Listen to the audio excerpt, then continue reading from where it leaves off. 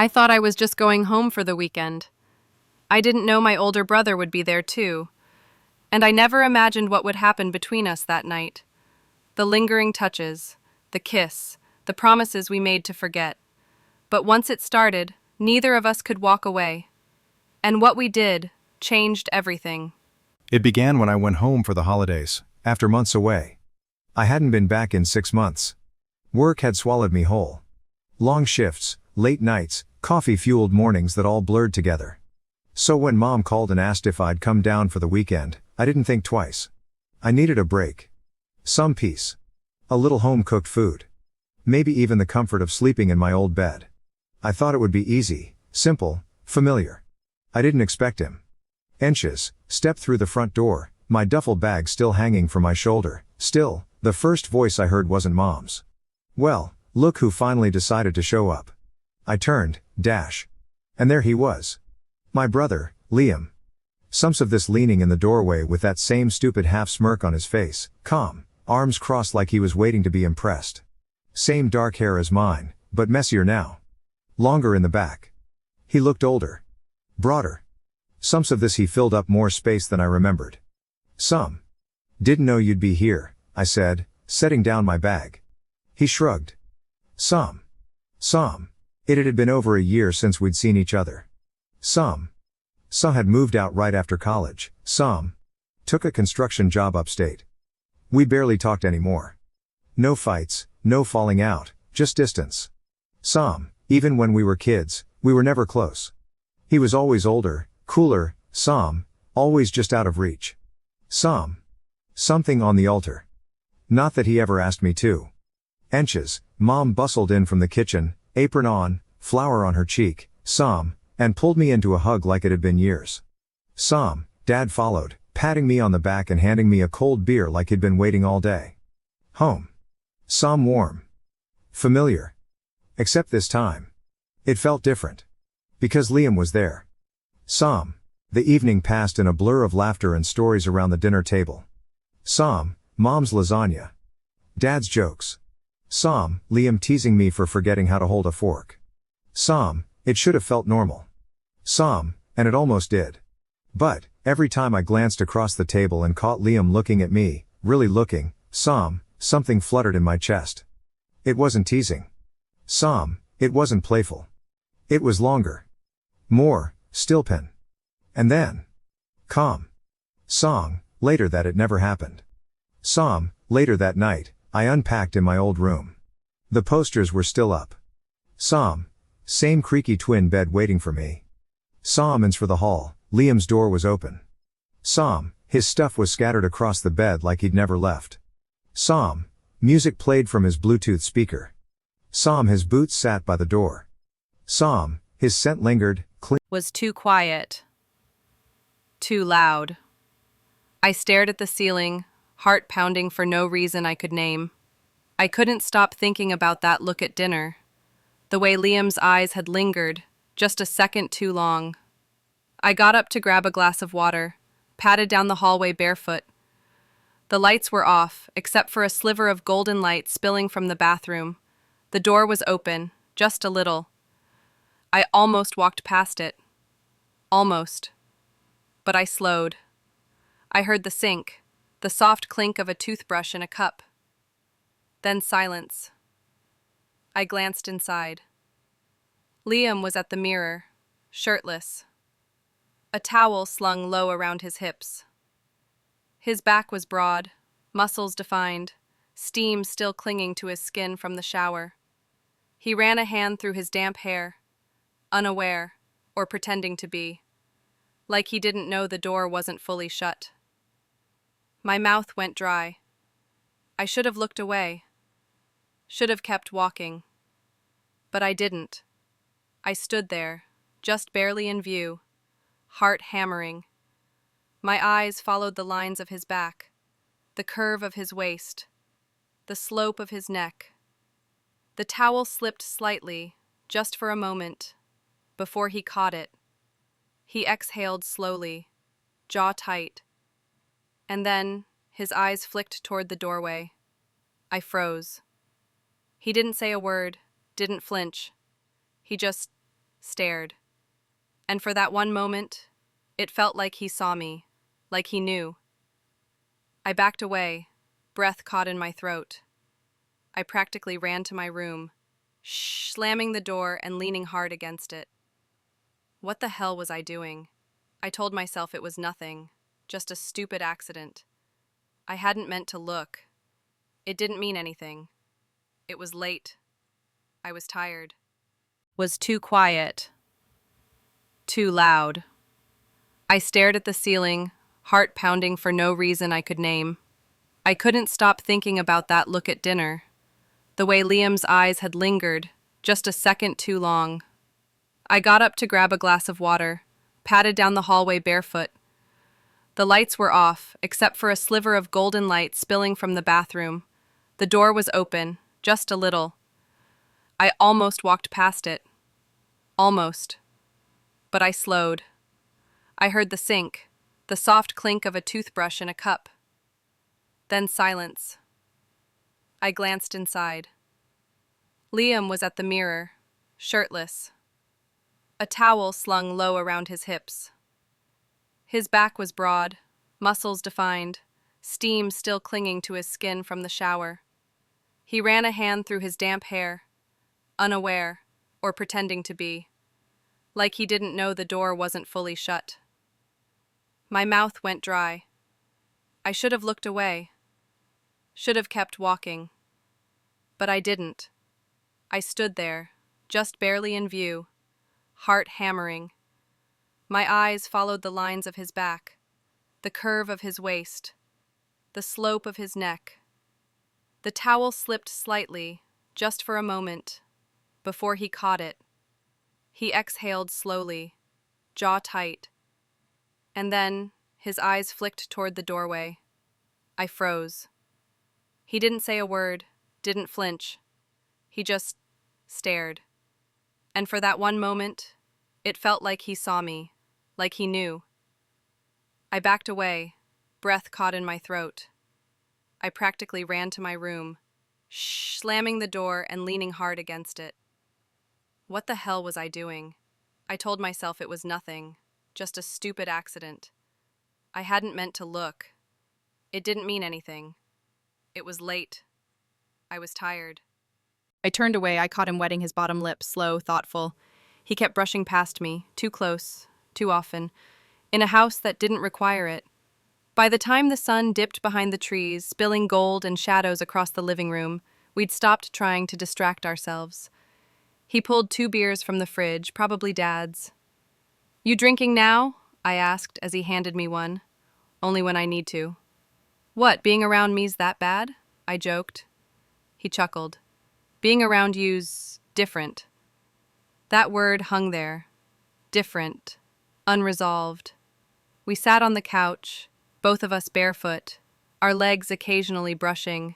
We sipped our beers slowly, letting the movie play in the background, something loud and action-packed but completely forgettable.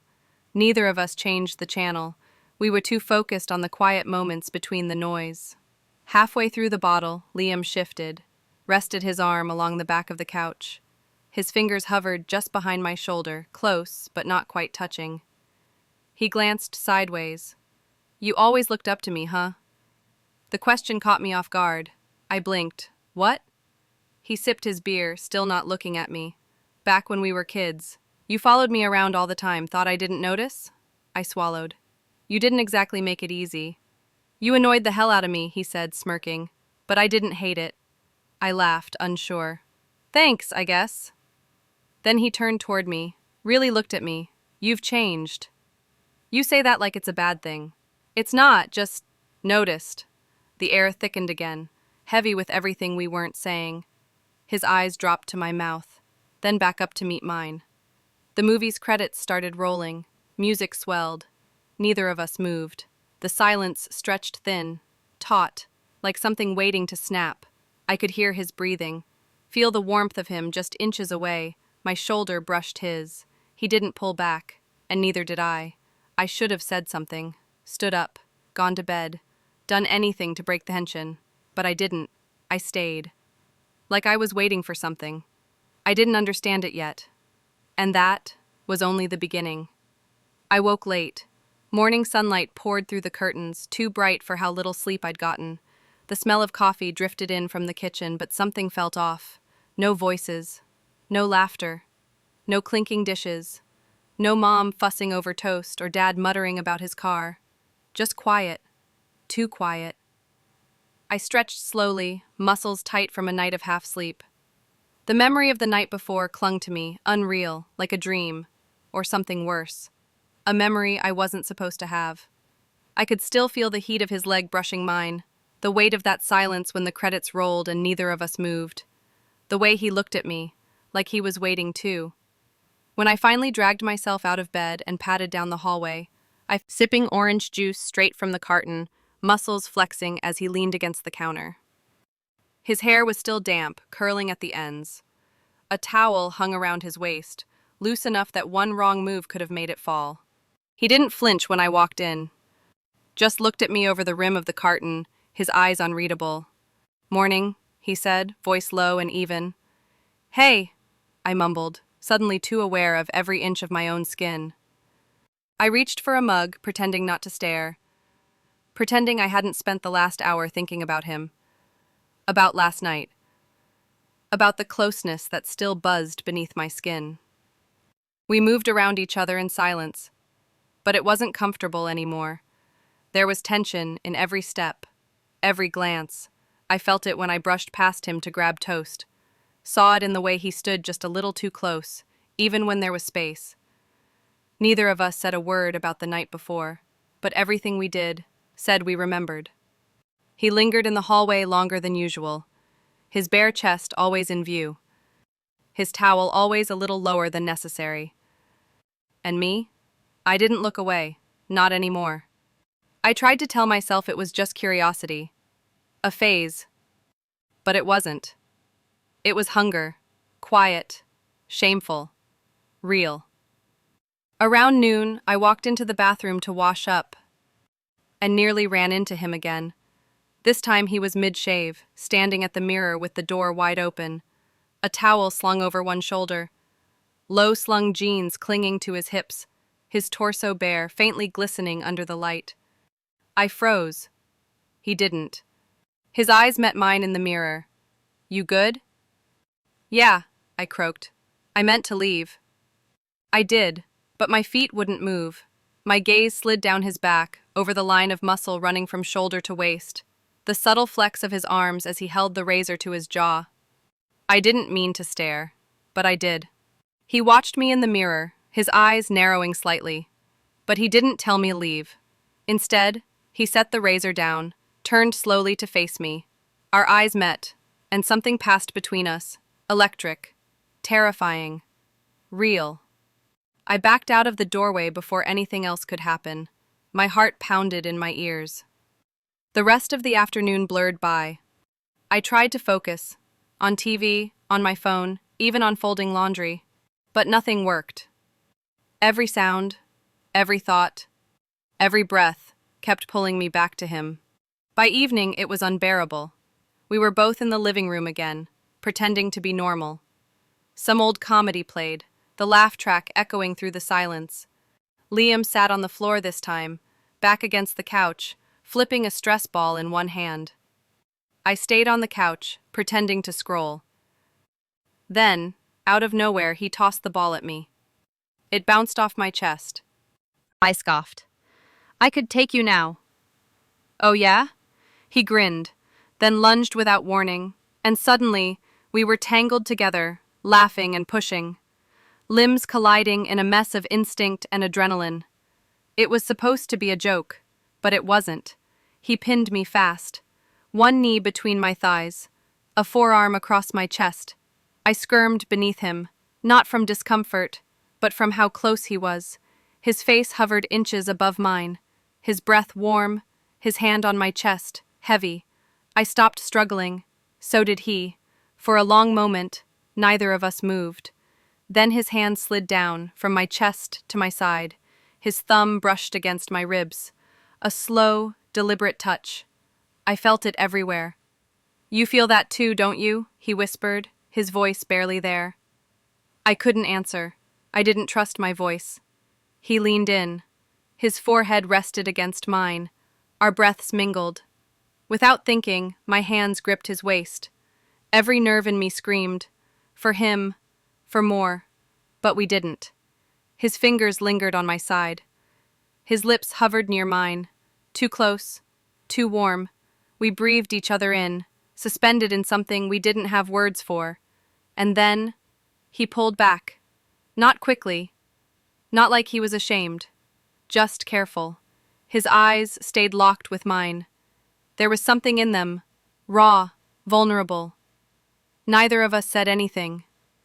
I stood up first, legs barely steady. "I'm gonna shower," I muttered, avoiding his eyes. He didn't stop me. I closed the bathroom door behind me and leaned against it, chest heaving, skin burning. I turned on the faucet, let the water run over my hands just to stay grounded. What were we doing? What the hell were we doing? But even as I asked myself that, I already knew the answer. We hadn't spoken it, but we both knew. We just weren't ready to admit it. And this was just the start. The house was quiet again, but not the same quiet, not like it was when our parents first left. This silence buzzed under the skin. It was charged, the kind of quiet that means something's about to break. Mom and Dad had planned to be back today, but things changed. Their trip extended without warning. A cousin needed help setting up, and Dad offered. Mom followed. They left a voicemail while we were out grabbing burgers. Liam barely reacted. I didn't know if I was relieved or terrified. The sun was already low by the time we got home and didn't say much. We moved around each other like planets, close enough to feel the pull, but not enough to collide. Until we finally stopped pretending. Liam grabbed 2 beers from the fridge and nodded toward the back porch. The old wooden steps creaked beneath us as we sat in the folding chairs. The night air was warm, filled with the soft hum of crickets. Above us, the sky stretched wide, stars blinking quietly in the dark. We sat in silence for a long while. No music, no small talk. Just the occasional clink of glass and the weight of something neither of us wanted to say.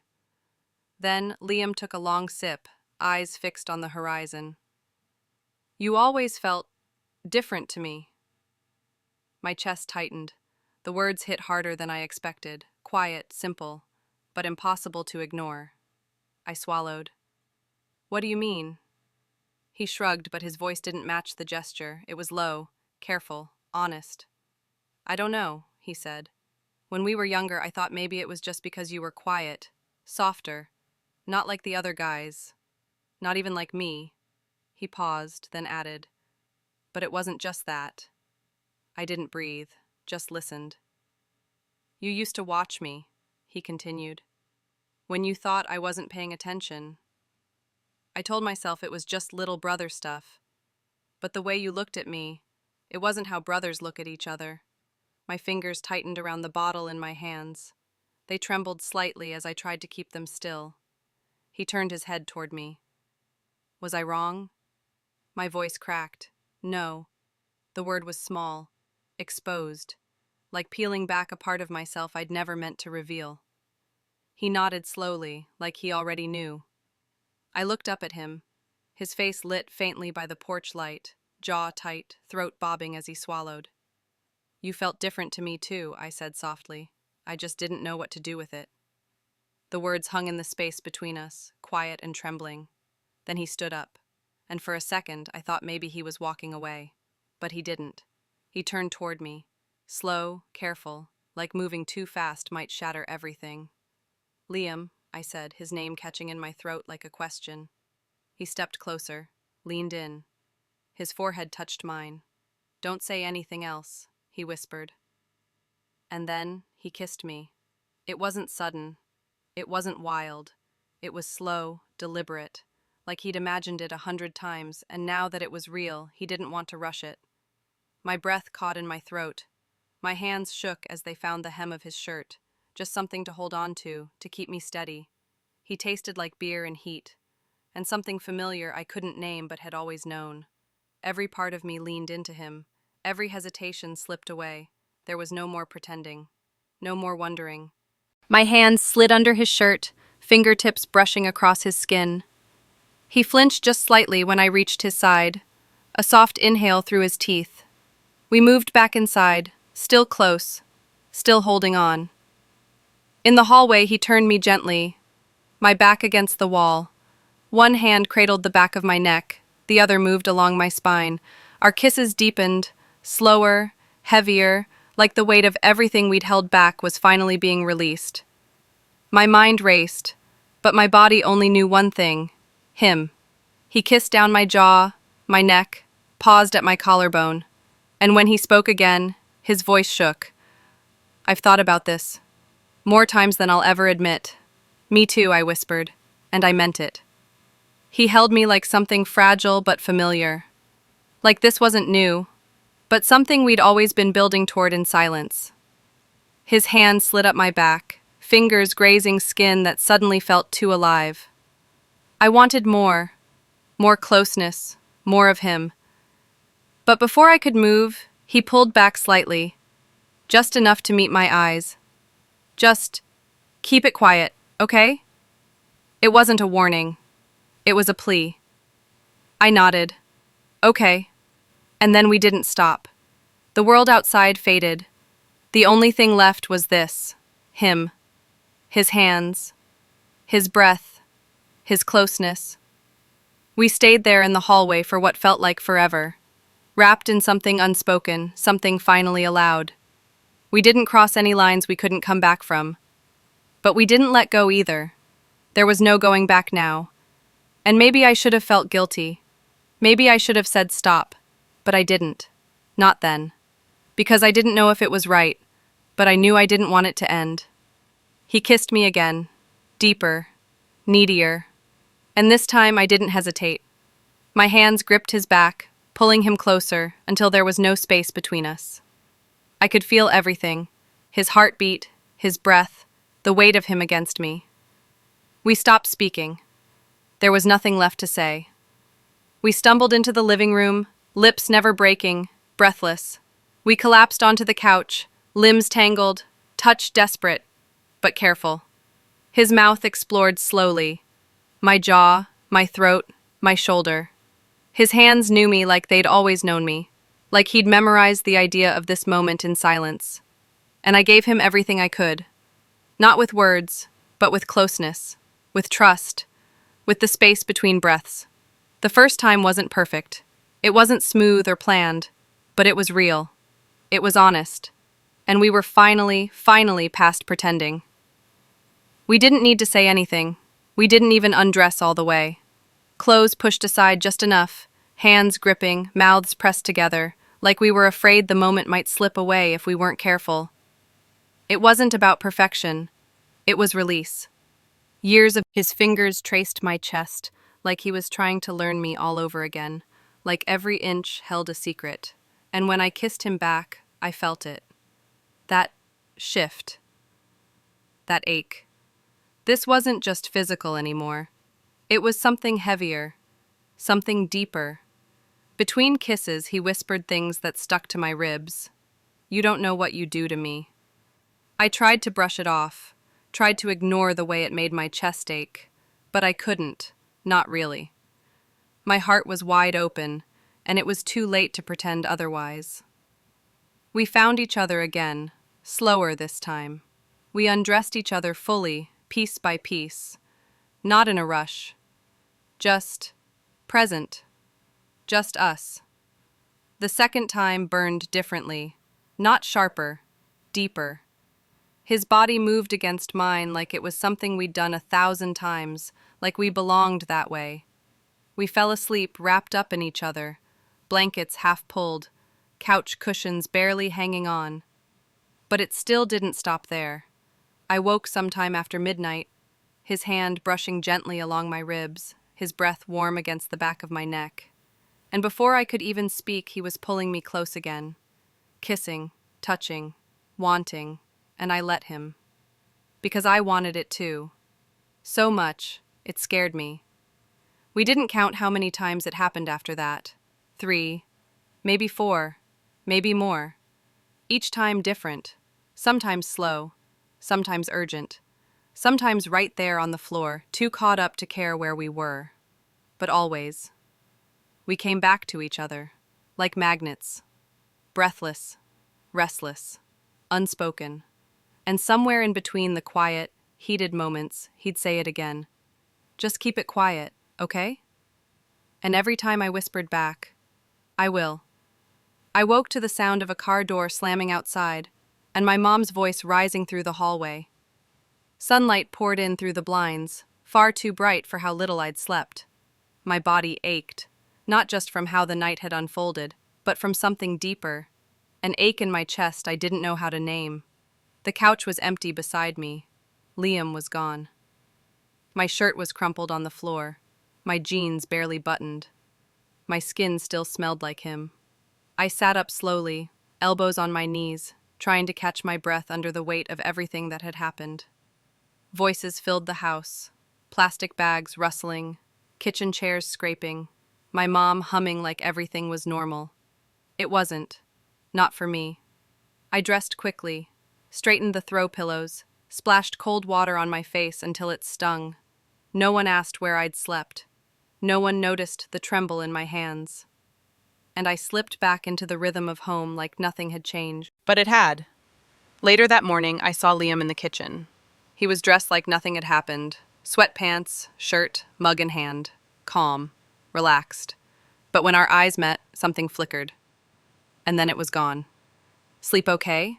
he asked casually. "Yeah," I lied. That was it. The rest of the day, we barely spoke. Only surface-level words. "Pass the salt." "What time's dinner?" "You seen my charger?" He laughed at Dad's dumb jokes, complimented Mom's cooking, acted like everything was fine. But I knew it wasn't. I watched him across the room, trying to guess what he was thinking. Was he pretending? Was it a mistake to him? Was it just the beer, the dark, the loneliness? I wanted to ask. I wanted to grab him and say, "Tell me it meant something. Tell me I'm not the only one still holding on to it." But the words stuck in my throat, because I wasn't sure what I wanted the answer to be. That night, when the house had gone quiet again, I found myself outside his door. I didn't knock. He was sitting on the edge of the bed, shirt off, rubbing the back of his neck like he was trying to work something out of his system. When he saw me, he didn't speak. He just looked, like he'd been waiting for me all day. I stepped inside and closed the door behind me. We stood there in the thick silence, both of us holding something we didn't know how to say. Finally, he said it. "It's not right. I know who we are," I said, voice low. "I haven't forgotten." We stared at each other, like maybe the answer was somewhere in the quiet between us. But it wasn't. I stepped forward. So did he. There was no kiss. No rush.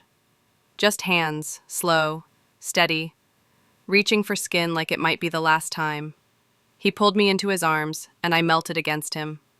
My forehead rested on his neck. I breathed him in like I was afraid to forget. He laid me down carefully, unhurried, undressed me with quiet reverence, like he needed to memorize every part of me. His fingers trembled as they moved, not from desire, but something deeper, something like grief. This time was different. No frenzy, no chaos, just us. He kissed me like he didn't want to forget how I tasted. Our bodies moved together slowly, rhythmically, like we were trying to make something last that we both knew would eventually end. We didn't speak. Not during, not after. When it was over, I lay beside him, my head resting on his chest, listening to the rhythm of his heartbeat. And then he said it. A whisper, soft and hollow. "This is the last time." He said it like a promise, like surrender. I didn't respond, because I didn't believe him. Not really. The next morning, the house was alive again, buzzing with movement. Mom was in the garden, Dad shouting something about the mail. I was in my room, folding clothes that didn't need folding, stuffing them into a bag I didn't want to carry. Liam didn't come to say goodbye. Not at first. But just as I was about to zip my duffel shut, there was a knock. He stepped inside quietly, hands in his pockets. His eyes were red at the edges, like he hadn't slept. You leaving now? He asked. Yeah. A pause. He nodded once. Drive safe. I will. That was it. We didn't hug. We didn't shake hands. We just stood there, staring at each other, like we'd forgotten how to speak. And maybe we had. Because how do you say goodbye to someone who became a part of you in secret? How do you walk away from something that never should have started, but now feels like it never really ended? When I reached the door, I turned back one last time. He was watching me, arms crossed, jaw tight, but his eyes were screaming. I didn't say a word. Neither did he, but everything was felt. Now I don't know what we were. Brothers, lovers, something in between. But I know this. Whatever we did, we can't undo it. And this isn't the end. It's just the silence we have to carry it in.